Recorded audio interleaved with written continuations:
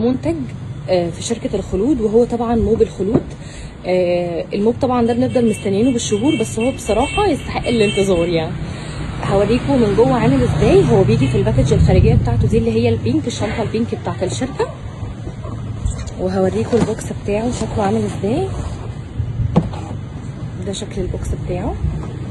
لازم كلمه اوريجينال تبقى موجوده على البوكس من بره، واللوجو بتاع الشركه.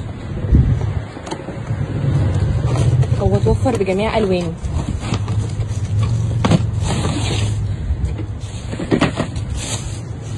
ده شكله.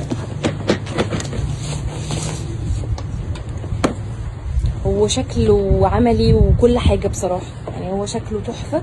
اكتر حاجه عمليه ممكن تستخدميها في تنظيف الارضيات والحوائط. الماتيريال بتاعته خطيره.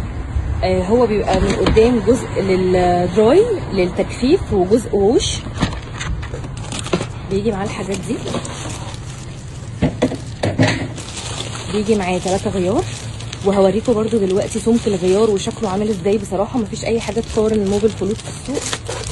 وبيجي معاه الهاند بتاعته، وكل حاجه ليها قطع غيار. يعني لو الغيارات بتاعته باظت منك بعد سنه بعد سنتين، عادي نقدر نوفرها تاني من الشركه. ودي اكتر ميزه طبعا موجوده في الموب، ان هو ليه قطع غيار.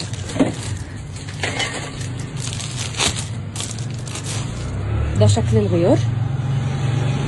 هو مايكرو فايبر، بس مايكرو فايبر سميك جدا. شايفين سمكه قد ايه؟ بينضف يا جماعه بشكل مش طبيعي. طريقه تركيب الغيار سهله جدا.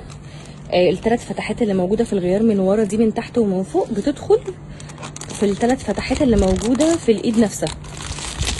دي طبعا ميزه ان هو مش لزق، لان هو اللزق من هنا ده مع الاستعمال طبعا بيفك، الميه بتخليه يفك، فهو كبس مش لزق. هوريكم كمان شهاده الضمان. دي شهاده الضمان اللي بتيجي مع الموب يا جماعه.